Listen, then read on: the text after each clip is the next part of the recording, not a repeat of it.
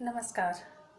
मैं डॉक्टर कुमारी मनीषा, सहायक प्राचार्य, हिंदी विभाग, कमला राय महाविद्यालय गोपालगंज, जयप्रकाश विश्वविद्यालय छपरा।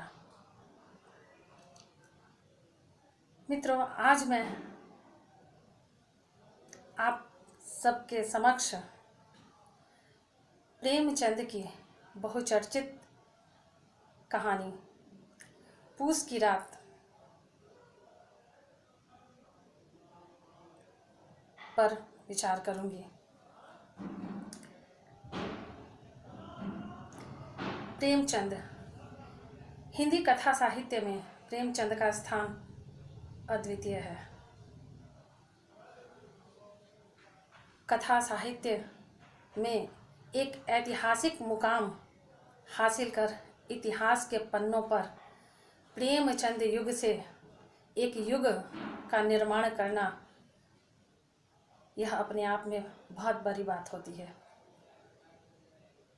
प्रेमचंद हमारे और आपके बीच के कथाकार हैं। ये वो पहले कथाकार हैं जिन्होंने हिंदी कथा साहित्य को कल्पना की दुनिया से उतारकर यथार्थ की उबड़ खाबड़ भूमि पर लाया। उन्होंने हमारे समाज के बीच के लोगों की कथा को हमारे समक्ष रखा, उनकी समस्याओं पर विचार किया, उनकी स्थितियों पर विचार किया, उनके जीवन पर विचार किया। उनका यथार्थ चित्रण इतना हृदयस्पर्शी है कि कई बार उनकी रचनाओं को पढ़ते पढ़ते हम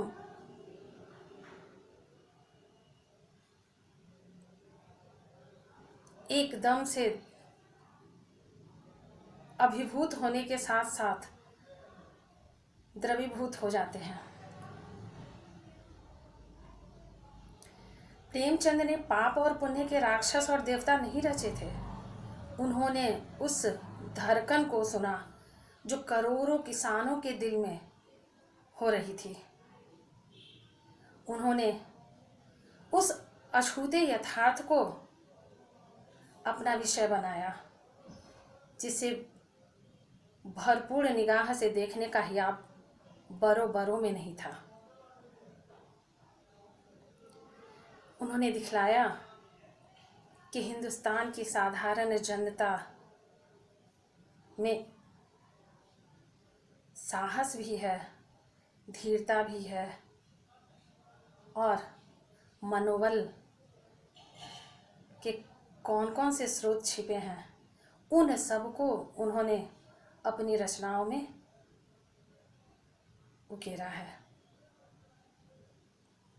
प्रेमचंद ने अपने कथा साहित्य के विषय को सदियों से पिसते हुए दासों की चेतना को, जो अब जाग रही थी, उनके हृदय में जो इंसान की तरह जीने की लालसा उभर रही थी, उन सब चीज़ों का चित्रण बड़े ही मार्मिक ढंग से किया है।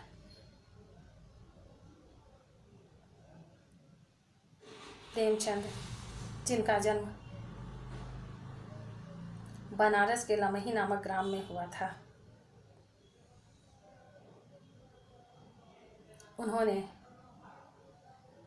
अपने कथा साहित्य में मूल रूप से किसानों की समस्या को बखूबी उभारा, जो तत्कालीन समय में एक बहुत बड़ी समस्या थी।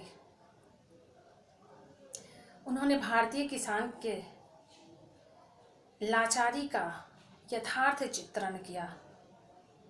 घोर यथार्थ का बोध हमें उनकी रचनाओं में दिखाई देता है। ऐसी ही एक रचना है पूस की रात।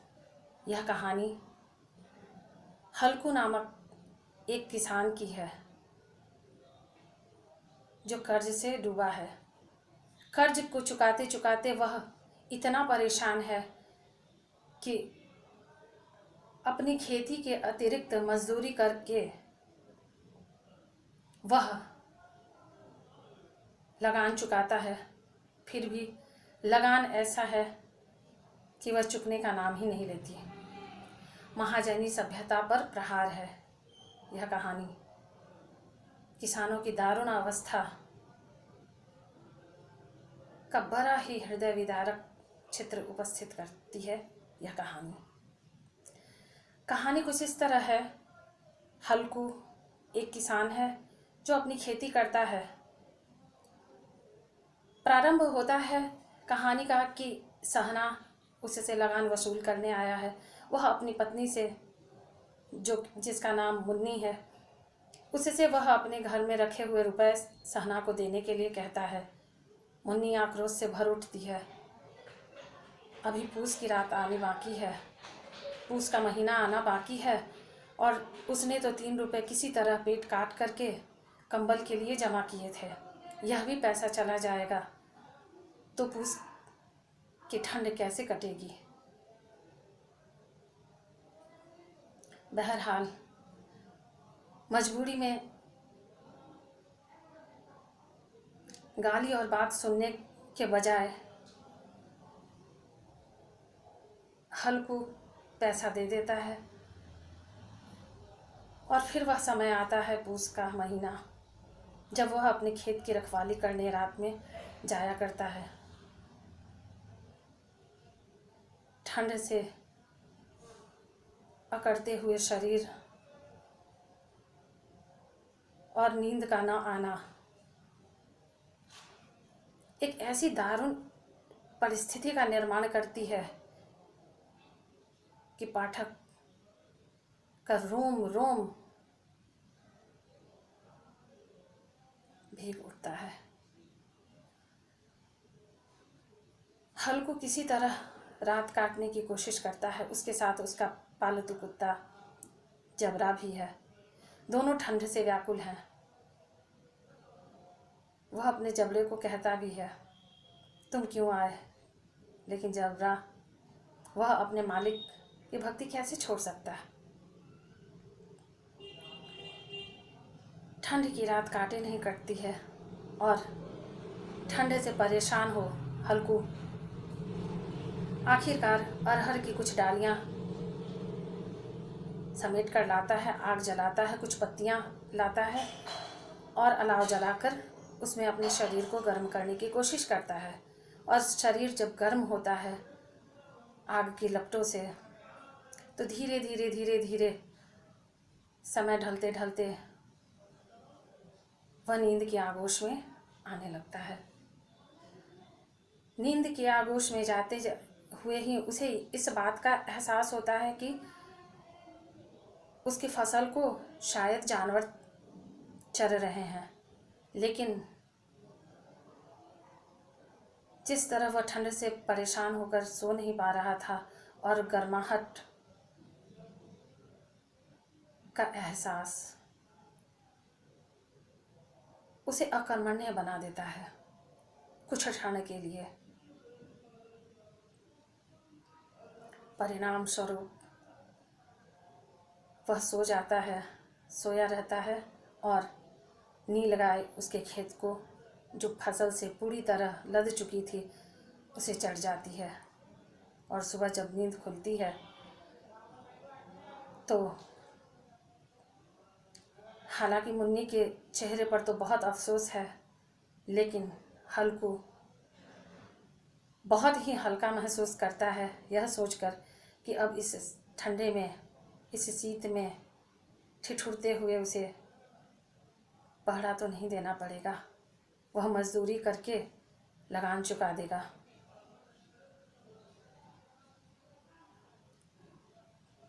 कहानी पढ़कर ऐसा लगता है जैसे कि क्या किसान जिंदगी भर लगान को चुकता करने के लिए ही पैदा हुआ है? वह किसानी छोड़ता नहीं है इसलिए क्योंकि जिस परिस्थिति में, जिस समय और काल में यह रचना रची गई थी, उस समय देश में, समाज में कृषि को एक मर्यादा के रूप में देखा जाता था और उस मर्यादा को छोड़ना नहीं चाहता था हल्कू। समाज में यह प्रचलित था, उत्तम कृषि मध्यम बान, अधम चाकरी भीख निदान। मतलब कि कृषि करना, कृषि कार्य एक ऐसी मर्यादा, वो प्रतिष्ठा से जुड़ी हुई थी जिसके कारण हल्कू लगान न चुका पाने के बावजूद मजदूरी करके लगान के पैसे चुकाता था, लेकिन कृषि कार्य को छोड़ना नहीं चाहता था। यह विडंबना नहीं तो और क्या है। हम आज भी देखते हैं कि किसानों के घर में 2 वक्त का चूल्हा नहीं जलता। जो किसान इस सारी दुनिया का पेट भरता है, दिन रात एक कर मेहनत कर सारी दुनिया का पेट भरता है, उस किसान के घर में उसी के बच्चे को 2 जून की रोटी नसीब नहीं होती। यह विडंबना नहीं तो और क्या है। यह कहानी इसी ओर संकेत करती है। हल्कू का यह सोचना कि मजदूरी करके ही लगान चुका देंगे, ठंड की रात में इस तरह पहरा तो न देना होगा, और ये जो लगान जो चुकाए नहीं चुकता, ये सब एक ऐसी महाजनी प्रथा के विरुद्ध हमें सोचने के लिए मजबूर करता है जो शोषण के चरम पर था। इस कहानी की मूल संवेदना गरीबी है। वह गरीब किसान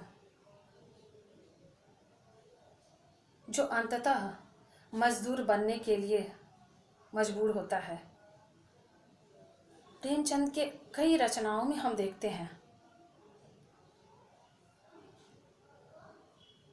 कि किसान का कार्य करने वाला वह किसान अपने जी जान से मेहनत तो करता है, लेकिन लगान जमा करने के क्रम में वह टूट जाता है, हार जाता है और पलायन करता है मजदूरी की ओर, अपनी किसानी को छोड़कर मजदूर बनने की ओर। इसका एक उदाहरण हम गोदान के होरी में भी देखते हैं। होरी में पलायन करने की प्रवृत्ति तो नहीं, लेकिन होरी के पुत्र गोबर, वह अपने पिता के इस संघर्ष को देखकर वह पलायन कर जाता है और शहर में जाकर मजदूर बन जाता है। इसी तरह प्रेमचंद की कहानी कफन में भी हम देखते हैं। घीसू और माधव में अकर्मण्यता की स्थिति पैदा हो जाती है। वह एक आक्रोश मन में आ जाता है कि जब हम इतना कुछ करते हैं और फिर भी हमारे पास कुछ नहीं बचता, तो ऐसी परिस्थिति में हमें मजदूरी करके पेट पालना ही ज़्यादा उचित जान पड़ता है। यह किसान वर्ग की बहुत गंभीर समस्या है और यह समस्या आज भी उतनी ही प्रासंगिक है, उतनी ही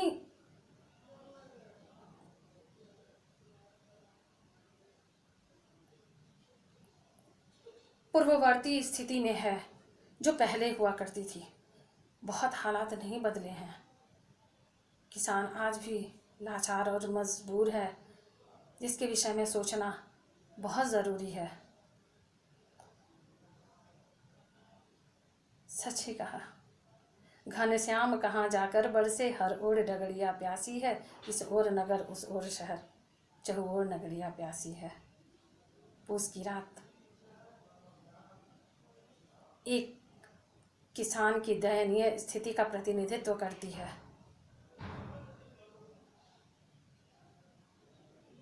जिसकी स्थिति आज भी बदल नहीं सकी है।